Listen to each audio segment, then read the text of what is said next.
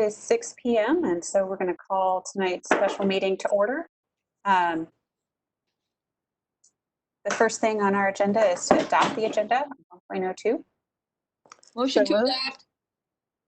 Was that Ms. Goodburn who made the motion to adopt? Yes, this is Goodburn. Okay, do I have a second? Sinclair, second. Thank you. All those in favor say aye. Aye. Aye. Aye. Are there any opposed? Okay, adopted 7-0. We've got a short agenda this evening. Item 2.1 is the approval of the resolution for suspending board policy IHF regarding graduation requirements. I'm going to seek the motion in the second, and then Dr. Fulton is going to speak to it. Do I have a motion for item 2.01? I'll move that. I'll second. Sinclair. So that was Stratton moving and Dr. Sinclair seconding. All those, oh wait, nope. And we're turning it over to Dr. Fulton to give us a discussion.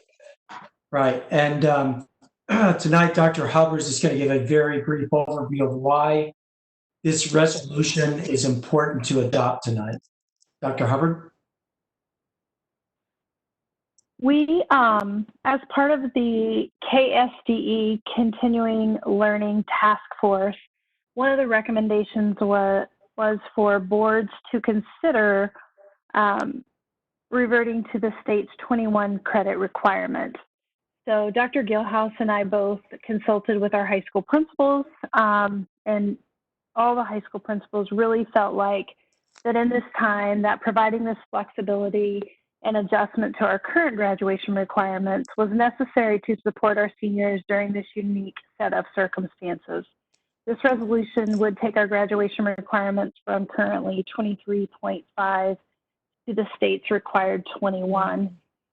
In addition to the numbers, it could, for some kids, reduce a 0.5 PE or reduce a 0.5 financial literacy if that's not something that they've already earned credit-wise. So it is our recommendation, and not on behalf of all the high school principals, I know they're strongly supporting the approval of this resolution to suspend board policy IHF.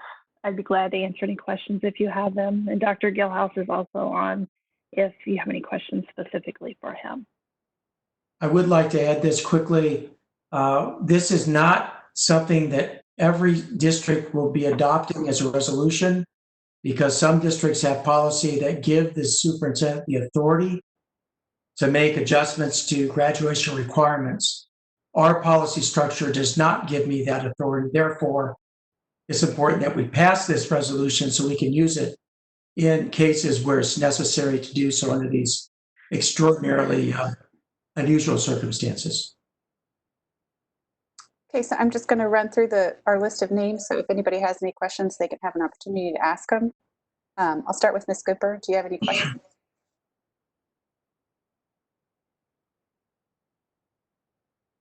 Okay, I'm not hearing any questions from Ms. Goodburn. Her sound is off. Ah. Sorry. Okay. Sorry. Okay. My question was, I was cutting out a little bit. The graduation requirements hours from what to what? They're currently 23.5, and this would reduce to 21. Okay, thanks. That's all I needed. Only for this class. Okay. Next, Reverend Guy, do you have any questions on this item? I don't have any questions. Thank you. Thank you. Ms. Hembry, do you have any questions? No questions. Thank you. Ms. Borgman, do you have any questions? No questions, thanks. Okay. Dr. Sinclair, do you have any questions? No questions. Thank you. Thank you. And Mr. Stratton, do you have any questions? No questions. Okay, great. So I also do not have questions at this time, and we can, all those in favor say aye. Aye. Aye. Are there any opposed? Hearing none, the item passes 7-0.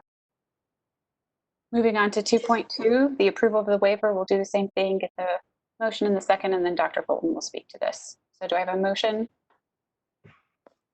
So moved. Sinclair.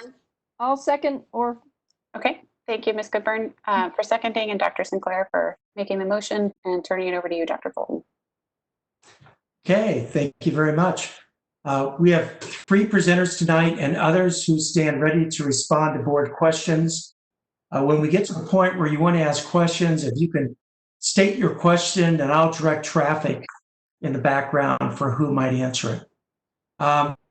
We're going to start off with Dr. Hubbard, followed by Dr. Hubbard, of course, is Assistant Superintendent for Leadership and Learning, followed by Dr. Atha, Deputy Superintendent, and then Mr. Smith, who's works Chief Executive for Communications, will also be presenting. So let's start with Dr. Hubbard. So I think Randy Watson's statement at the beginning of the state's online communication says school buildings may be closed, but learning can happen anytime and anywhere. And I think this waiver is a great example of that. So I just wanted to bring that to the forefront as we start to talk about this waiver. Drew, can you forward for me, please, next? The district waiver really has these 5 components: hourly attendance requirements, assurances, continuous learning plans, staff pay, and senior graduation requirements. So we're going to talk through each one of these. Next. So next for me, Drew.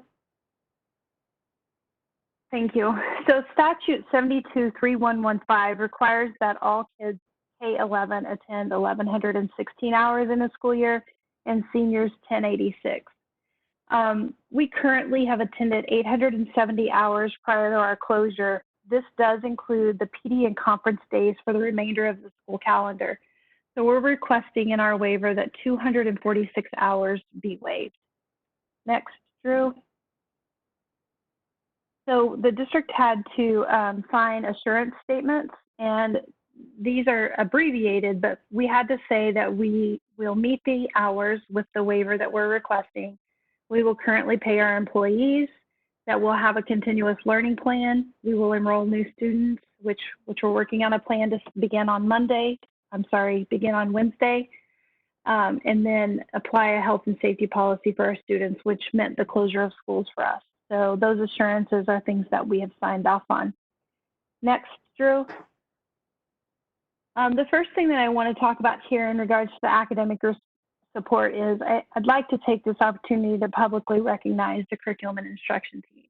They spent countless hours developing this plan, and it is a 30-page comprehensive plan that is attached in board docs for anyone that would like to review it.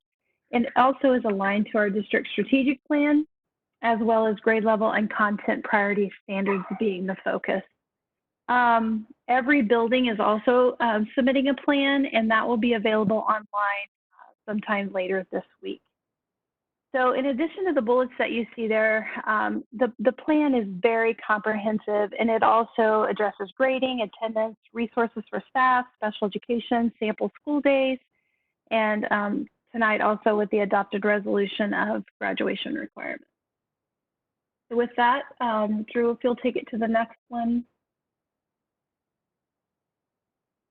I'm going to let Rick take over.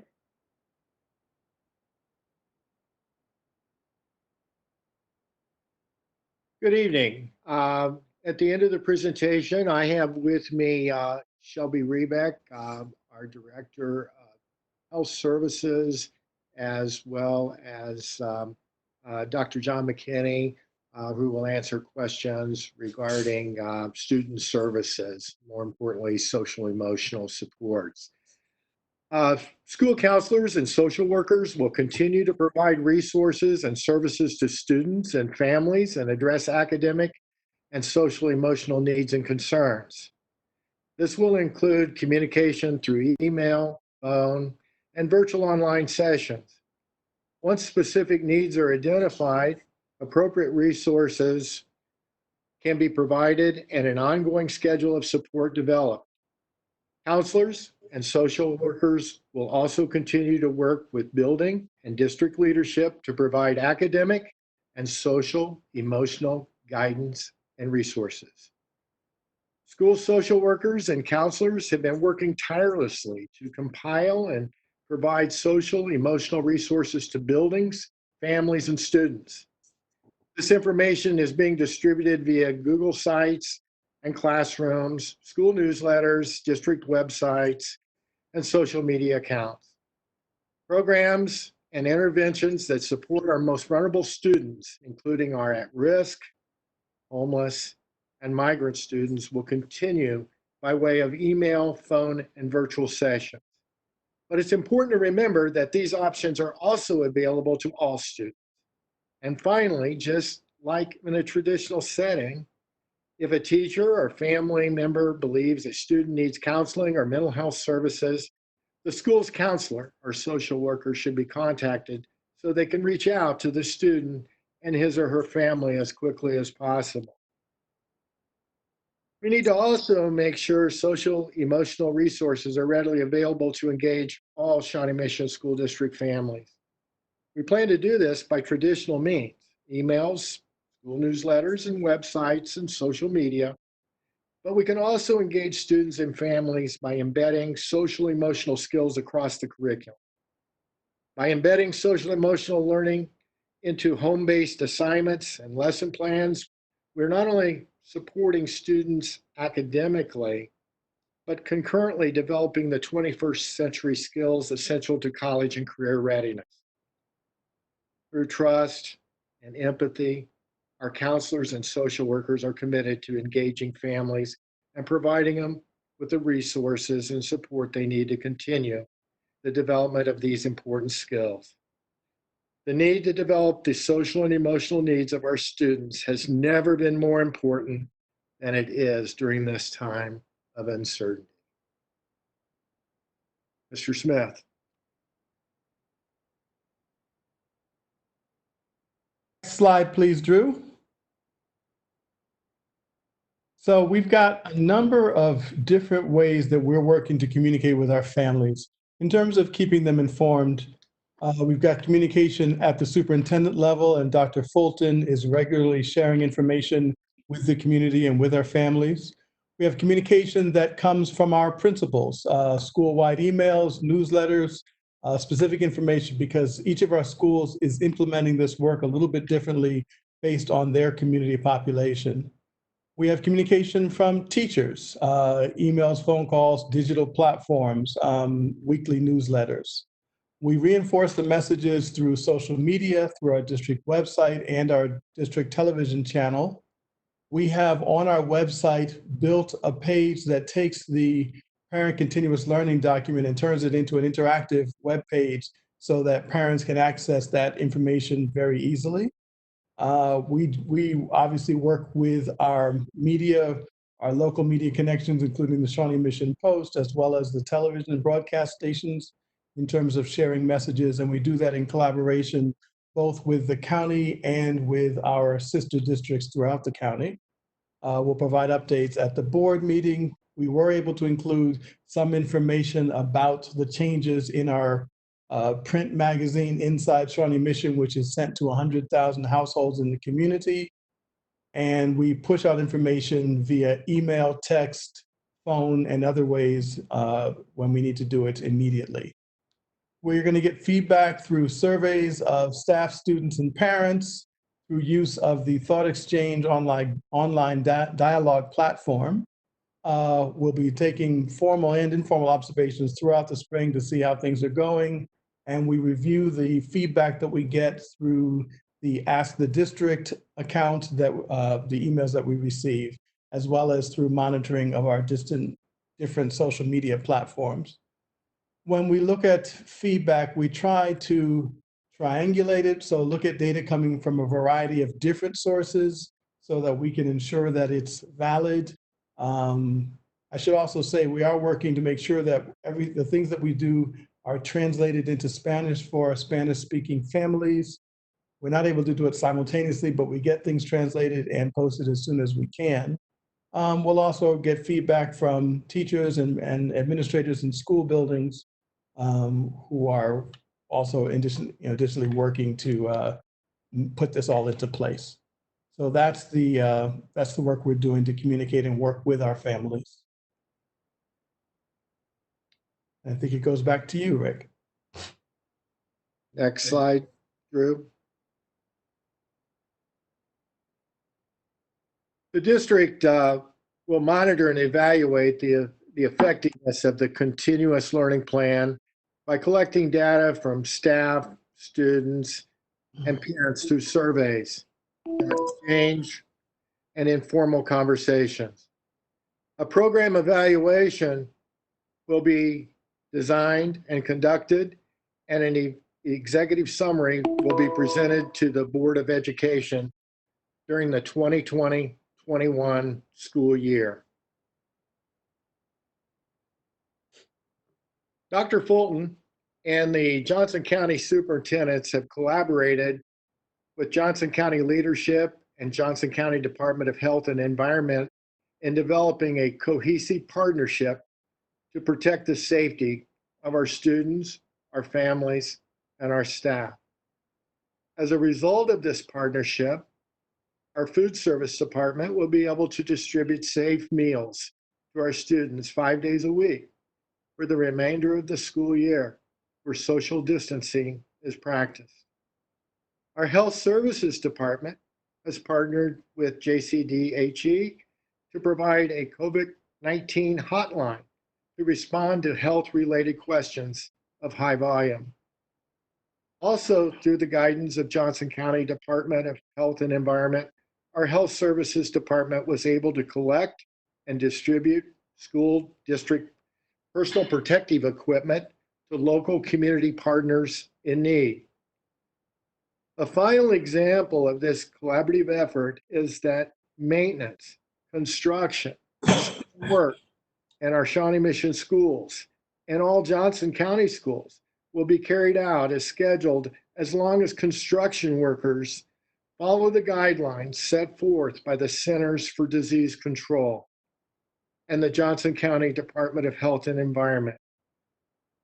Other examples of this collaborative effort are listed in the waiver. The last comment that I would like to make is that it is the intent of the district to continue to pay our hourly employees, to include our custodians, maintenance workers, paraprofessionals, food service workers, aides, clerical, and secretaries. And I might add, many of these folks right now are working very hard to implement the standards brought forth by the Department of Health. We also are going to pay our certified staff for the remainder of the 2019-20 school year. As you know, they are contracted employees. The others are hourly employees. And we want to keep these employees whole during this difficult time that's facing us. With this said, we are happy to, Michelle, David, and I, and the team that we have with us are prepared to answer the questions that you may have. Okay, I'll go through a list of names so that we can ask our questions. Mr. Stratton, do you have any questions of the team this evening? No questions, thank you. Thank you. Dr. Sinclair, do you have any questions for the team this evening? It would be helpful just to hear what some of the frequently asked questions from seniors might be, if you have a sense of that, or is that if that's something you have connected with our principals with. I'll have Mr. Smith respond to that, but I have not received any communication from seniors. But Mr. Smith, have you heard anything? We haven't gotten a lot of direct questions from seniors. I would suspect that would go through the schools, and that Dr. Hubbard might be the one who would best know what kinds of questions they're getting. I would just add, I think it might be a little bit early to know that, since today was our first contact between teachers and students. But up to this point, probably the two number one questions are prom and graduation, if I'm going to be honest. Okay. And could I ask another question? Of course. Okay. For the feedback components of looking to collect feedback from families and staff and whatnot, I'm trying to think about kind of expectations. I would imagine some of those surveys might just be building level, or it might be a sampling of some, or is there an expectation that everyone would receive a survey request? Is that anything Honestly, don't think we've thought through. I don't think we've thought through all of that, Dr. Sinclair. Okay. So If I can answer that, please, David. sure. We are going to work on getting surveys out to everyone. We have to develop the survey questions. We're going to seek some assistance with that, I think, because these ought to be questions that are relevant, not just today's context, but questions worth asking down the road as well. And the thought exchange will be something that we'll also do in a more comprehensive way. Now, that one might be a little bit more targeted toward certain audiences, but anybody in that audience, say elementary parents, would be able to participate. So we're putting that plan together now, and I suspect that the surveys will roll out sometime in April, beginning of May. Okay. Thank you. Thank you, Dr. Sinclair. Ms. Goodburn, do you have any questions? No questions. Thank you. Ms. Hembry, do you have any questions? I had just one, which is I made note, I think the document really discouraged sort of one-on-one online interaction between teachers and students. I wondered if that still applied on the social emotional learning piece and with social workers, or how sort of student confidentiality and online communication was going to work together in those scenarios. I'll have Dr. Atha and Dr. McKinney handle that one. Thank you.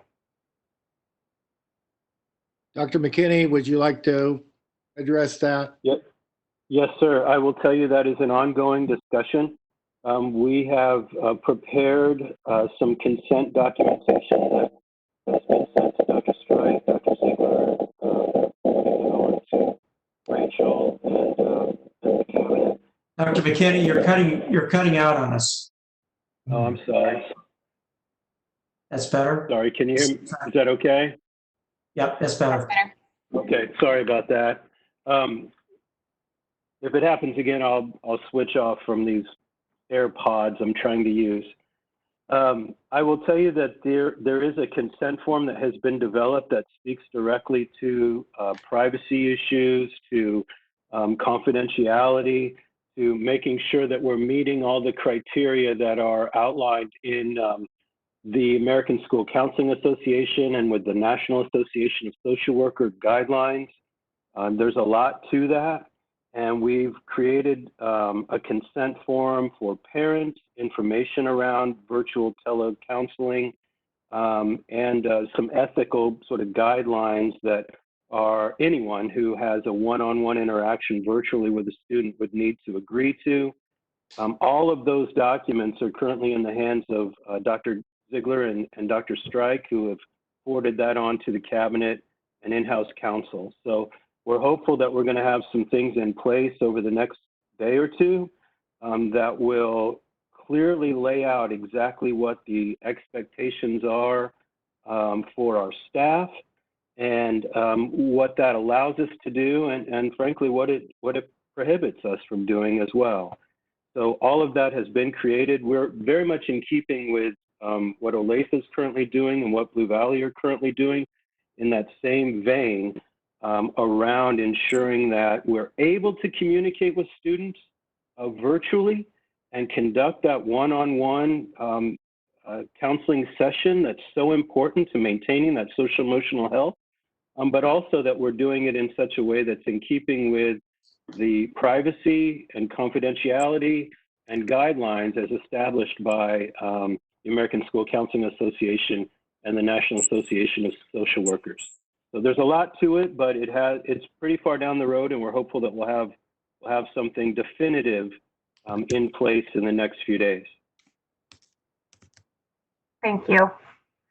And can I ask one other question while I have the opportunity, which is, I think somebody asked what questions they were hearing most often. I will tell you, as a parent, the question I got most from other parents was about tech issues. I'm sure you all know there were sort of VPN and help desk and more just logistics of getting all of our technology to work at the same time. It seemed like it was better by the afternoon, but I just wondered kind of if we would anticipate what our sort of tech plans are around having 27,000 devices in use at the same time. Not Yes. small. Sure. We did have some VPN issues this morning and some email issues this afternoon. And Mr. Lane and his hardworking technology crew are working to get those addressed. They're going to watch the VPN especially closely. That could be a hotspot for us, but they have some plans in place to address that. And I don't know, Mr. Lane, if you'd like to add anything to that.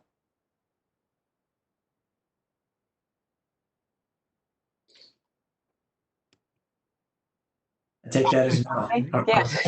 I can tell you that because we got some questions that we answered. So I've talked with Drew Lane, and we became aware of the issue about 10:15 and had a fix in place by about 1:20 p.m.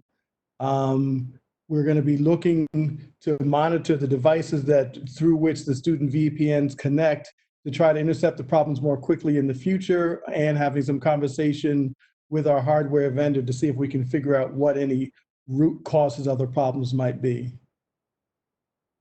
But we got things fixed by about 1:30 this afternoon and didn't see any significant problems after that.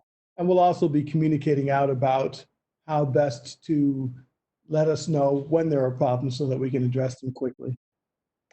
All right, that was one of the learnings from today is we'll try to communicate those sorts of things out quickly when we're having broad issues so that people aren't, so that they realize there's an issue out there and we're working on it. It's kind of like when your power goes off, right?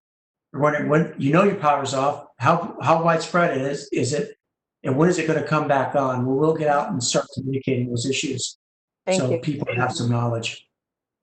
Dr. Fulton, my apologies. I had disconnected my microphone so I wouldn't feed back into the meeting because I'm watching it here and on 2 other computers, and I was afraid it would feed back. So my apologies, but Mr. Smith did a fantastic job. Thank you. Thank you. Thank you. Thank you. Ms. Borgman, do you have any questions for this evening?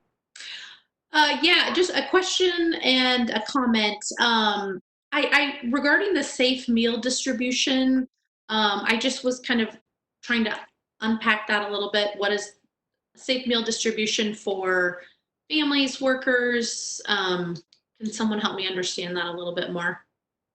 Dr. Atha and handle that one.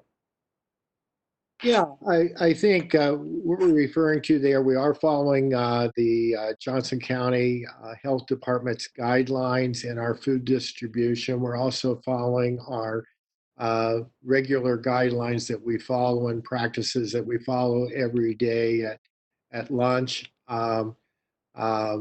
We're getting good participation. As a matter of fact, the participation is increasing each and every day.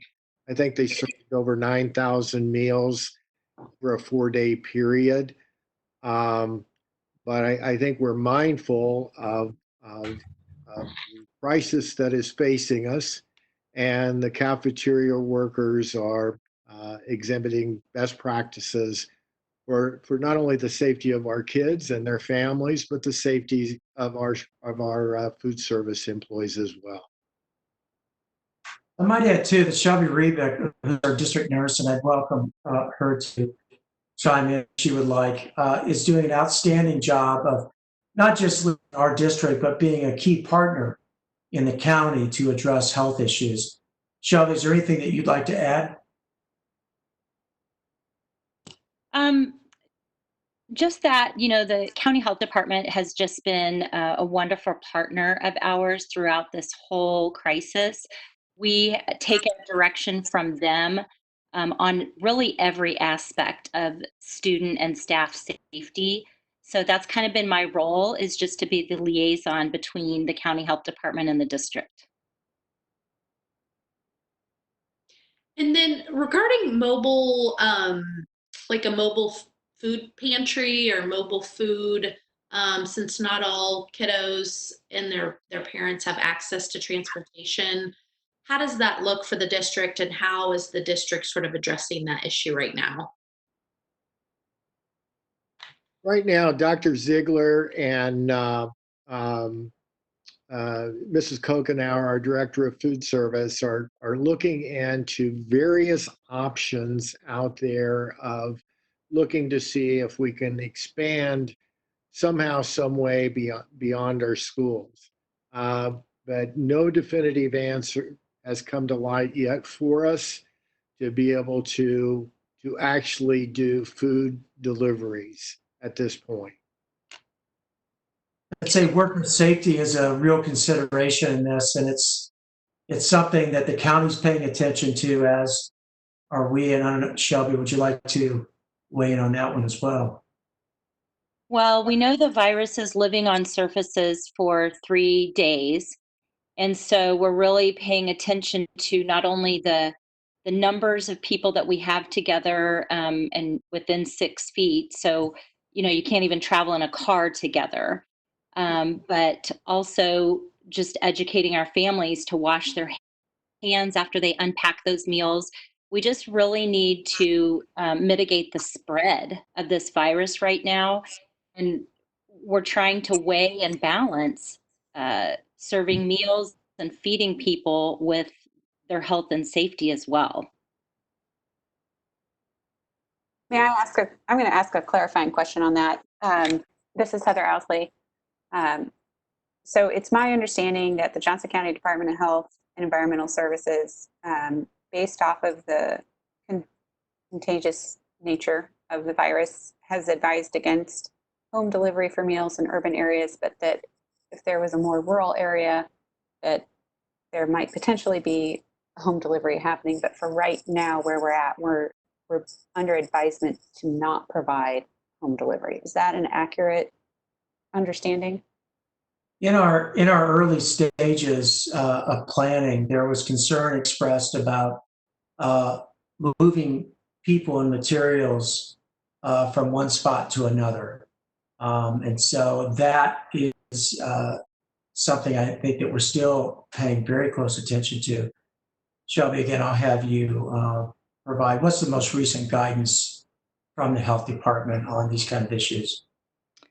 Well, I think Heather's got a good question. I don't think we have current guidance. In fact, I just sent an email today to the county health department relating to some of these food service issues. But certainly we here in Johnson County have a much higher rate of COVID-19 than some of the rural areas in Kansas. So I do think that the answer here may look different than the answer outside of our area. In the meantime, if we know of a family, or if someone in the community knows of a family that may have transportation issues, I'm assuming the best way just to make sure that these families are getting taken care of is to reach out to the social worker of that child's particular school. Would that be a safe, just to make sure that kids are taken care of and that there's eyes on the family? I would say reach out to the principal and make them aware, and hopefully the families are self-identifying as well. Really, a lot of the solution building has to be done through the building principal and that team.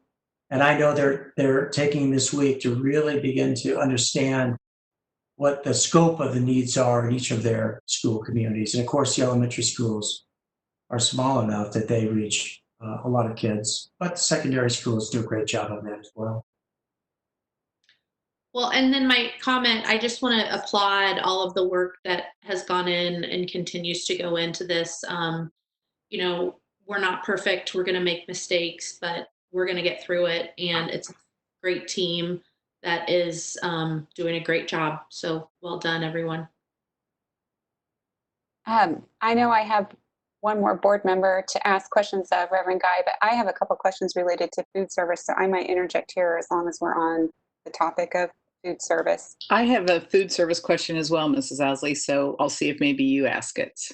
Oh, well, if you're on food service as well, I'll defer to you. You go ahead, Reverend Guy. Thank you. I just had a question if we've looked into the possibility of a family picking up a week's worth of food at once rather than having to be available in the middle of the day to come get the food? If it's stuff that can be refrigerated for up to a week, is there any possibility that a family could come on Friday afternoon, early evening, and pick up packets of oatmeal, or whatever might be available for the entire next week, rather than having to come daily?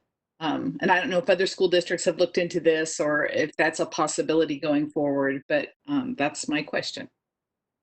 Reverend Guy, I know I've talked with Ms. Kokenauer about that, and our challenge is that our locations don't have the refrigeration capacity to be able to store that much material.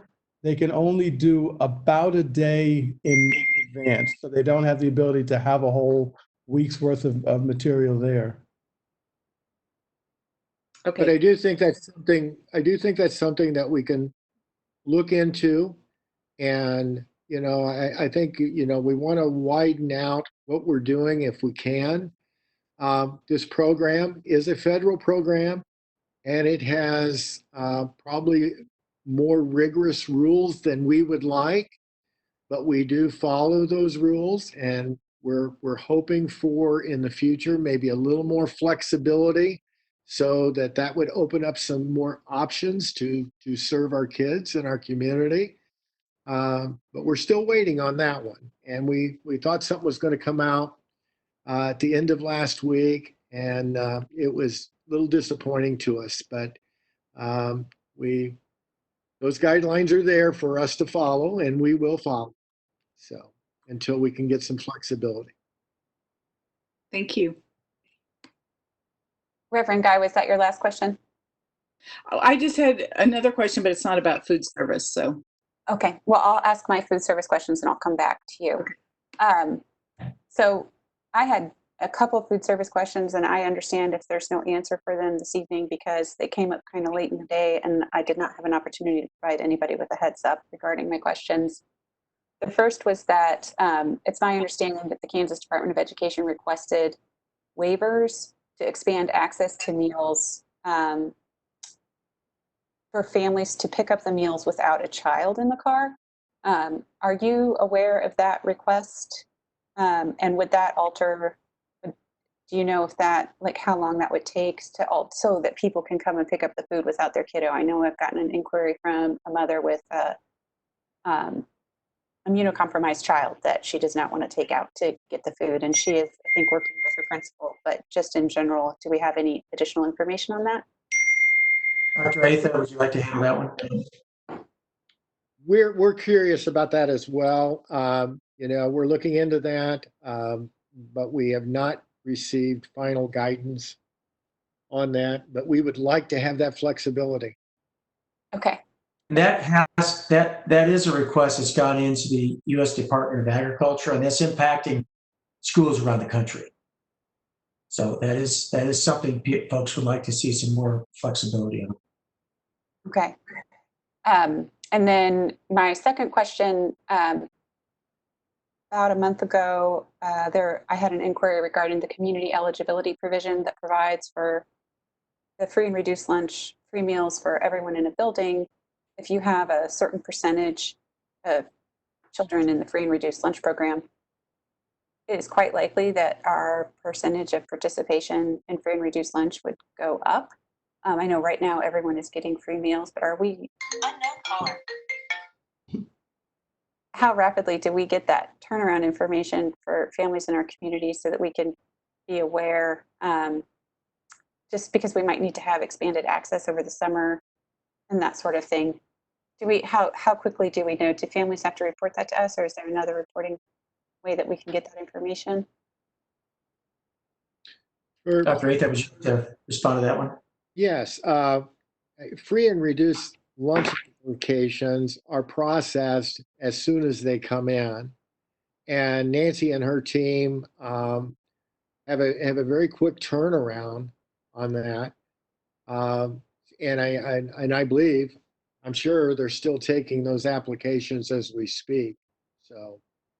So folks can apply for that, even though they may be getting the school breakfast and lunch right now and maybe aren't necessarily thinking about it down the line. But if they are in financial hardship, they could still apply for the free and reduced lunch program currently? I believe so. Don't quote me on that, but I believe so. Okay, thank you, Dr. Atha. And then just one final thing, there were some inquiries last week regarding produce at pickup sites. And I just wanted to make sure that everybody knew that that produce was, folks were questioning why there was a tomato or a cucumber or a head of lettuce. Those things were in our cafeteria system, and rather than have them go to waste, they were placed on a table for people to take home if they wanted to help contribute to their own meal plans. And I just wanted to have somebody clarify that, yes, that is what was going on with the produce. We weren't just handing out tomatoes to everyone randomly. That was something that they could pick up off a table if they wanted. Yep. This is Dr. Folter. That's true. Okay, great. Being true. Great. Ms. Sousley, could I ask one more question? Sure, of course, Dr. Sinclair. Circling back to the learning plans, I did have a question about how the hour guidelines were set on number of hours per day to be expected for grade levels. Did that come from the statewide task force? That came from guidance from KSDE. I'll have Dr. Atha specifically respond to why those hours. Okay, thank you. Could you give me that question one more time, please? Yes, there are guidelines of how many hours per day a student should be expected to engage in the continuous learning, and it tapers as you go down the grade levels. Can you explain where that guideline came from? It's a good question, and I don't know that I can address it. Dr. Hubbard, can you address that one? I believe it came from KSD's continuous learning plan recommendations, but I'm going to ask Dr. Darren Dennis to chime in. That's correct. It's based on the state's task force work. We vary from it a little bit based on our interpretation of what the intent was. For example, at the high school level, I think we said 3.5 hours instead of 3, but that had to do with how many class periods we had. Okay, thank you. Okay, I'm going to shoot it back over to Reverend Guy because I know she had one more question. Well, first of all, I just wanted to express my appreciation to everyone who has worked so hard. I think these documents, reading them, it's obvious how much thought went into all of them, and trying to conceive of all the possible needs that are out there of all of our students and all of our families. And we know we didn't get everything covered right off the bat, and we're going to have to tweak things. And I appreciate everyone's patience with us and grace as we're, you all have been building an airplane in the middle of the air. And so it's remarkable to me that we have what we have. And the only thing that I had a question about is, I know in many of the homes, the parents are stressed to their maximum. Many of them have either lost jobs or they're trying desperately to hold on to their job, working from home, while they're also trying to oversee their kids' education. And I didn't know if we had provided any resources or links to resources for parents who might be concerned that their own mental health is not strong, or they might not be able to help their children learn from home because they are so overwhelmed themselves. I'll start with Dr. Atha and then we'll direct it to others. Yeah, I'm going to defer that one to Dr. McKinney, but before I do, I think we would be remiss. I mean, first and foremost, we're deeply concerned about our children's mental health and physical well-being. But if their parents are not healthy, probably that's going to even create bigger problems for the kids as well. So I'll let Dr. McKinney answer that, because I do know we have resources available to our family and to the adults. Absolutely. Our school social workers and counselors have spent a lot of time compiling resources, local, state, and national resources that are available, have been made available to families to assist with this challenging time, and not just in working with their own students, and helping them sort of address the anxiety and the angst and the, the concerns around school and schoolwork and everything that they're seeing and hearing right now, but for the families as well. And it is quite a challenge. I was reading Board Member Borgman's Twitter tonight, and she was talking about her own experiences with her own kids and trying to do work and trying to teach. And so there is no lack of understanding that that is a very important part of the resources that we're trying to make available, not just for the students, not just for our staff members and for our buildings and administrators and everybody in the Shawnee Mission School District, but for the families as well. So we want to make sure that we're providing them with not just resources and tools on how to teach and make sure that we're moving forward academically, but also resources and tools on how to exercise self-care and how to take care of the needs of our caregivers as well, parents and our families. So all of that is sort of being compiled and added to on a regular basis. And then the most important piece of this, and Dr. Asa did a nice job of emphasizing this, is making that information available. We want to, there's the traditional means, emails and blasts from the district and those sort of things, but we also want to try to find new and unique ways to engage our families in this really important area. So that's something that social workers and counselors and I've spent a lot of time talking about. We're going to continue to try to find unique ways of providing them with information, not just about academics and really not just about social emotional well-being, but about how to take care of themselves during this stressful time as well. So it's at the top of our list of things to work on and continue to spend a lot of time and discussion around. Thank you. Well, and I'm sorry, does someone else need to speak? I did just want to add this, as Dr. Fulton. As you can see from their response, there's been a lot of thoughtful teamwork going on by many, many folks in the organization to build the best plan possible, not just for what we're doing today, but what we'll need to do in the days ahead to support parents, students, and staff, because we know social distancing is hard on everybody. And every family is facing its own unique challenges.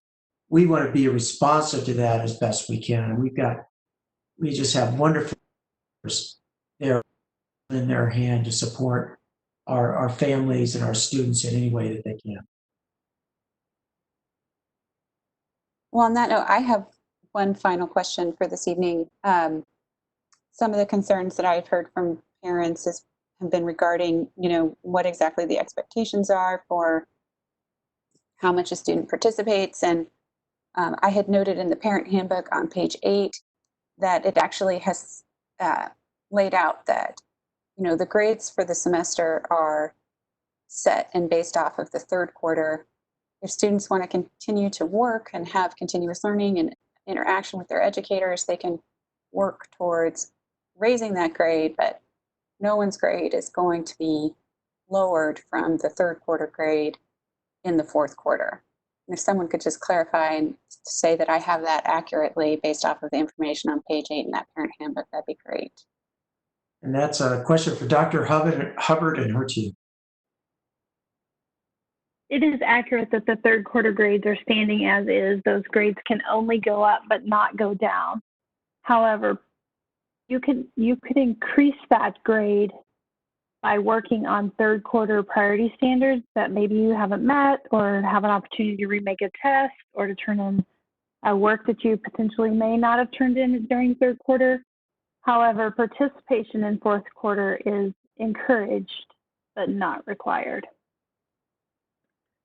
And I know my students are actually very much looking forward to participating in fourth quarter because they need to see people other than their immediate family. So I'm glad that they have the opportunity to interact with their educators and fellow students. So they will definitely be encouraged to participate. But I wanted to make sure that parents out there who are concerned about their child's grade or participation requirements, that they make sure you look at page 8 of the handbook that goes over grading and attendance and feedback, because I think that should help as you adjust into this next final quarter.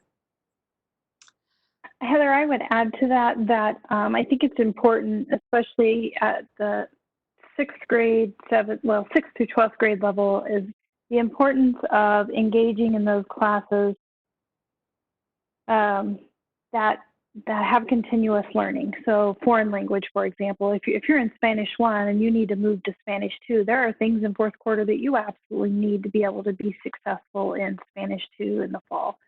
Same holds true for math, where some courses, they don't necessarily connect to the next course in the series, but many of them do. And so we're really encouraging teachers to engage with kids and parents to talk about the enrollment next year and what that means for 4th quarter for your particular kids. So I'm hopeful there's some self-motivation for kids, knowing that what's coming in the fall, because we definitely want to set kids up to be successful for their fall enrollment. And this is Dr. Fultz. I'll add this too. We also recognize that fall will look a little bit different. As we try to address the needs of all learners, we're also faced with equity questions. You know, did all students have access to the learning that they needed?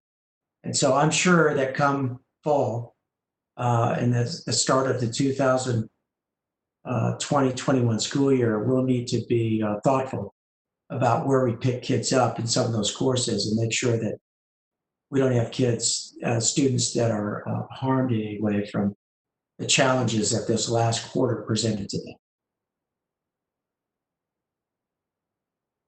I'm going to give folks one last opportunity. If there was one more question that might have come up that you wanted to interject with now before we vote, now is the opportunity to do so.